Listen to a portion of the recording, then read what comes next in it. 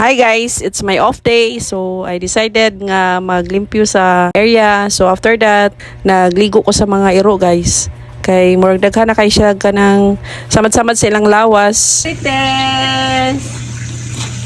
Mao na si Marites guys, ang brown na mga iro. Gamay kay na siya sa una, super smooth kay ug kanang kinamanghuran man na siya anak ni Tambok. Grabe kay siya ka dako karon. Taas kay yang lawas kay siguro nakatakmag niya dako nga iro guys. Presenting to you Marites, ang iro nga chismosa. Magita Tambok.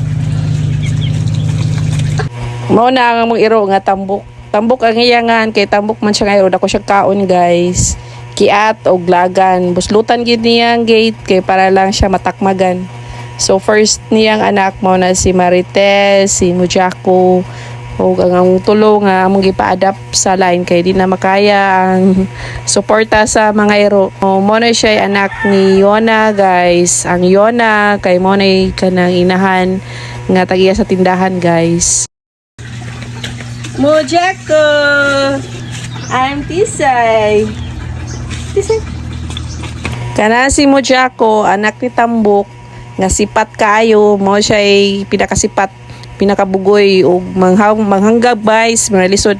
Ato na nakuligoon sa shower kay dili siya ka-excel siya ay Mujako. Nya kanang usa dai si Tisay, butan kay nga iro. Mo siya Tisay kay gwapa man siya. Mo na siya si Beros, ang powerful nga smelling dog. Siya basa na mga ilaga, mga ukok, mga nang iban pang mga insect. Dali ra kay na siya makasimhot guys. Inga na siya ka valuable nga ero. Hasta mga pati iya ginang paghuton basa iyahang bossing maglawg og manok. Mo tigbadlong sa mga pati nga mukaon sa iyang tuktok sa manok. So, mo na siya guys si Beros, super butan sa na siya nga dog.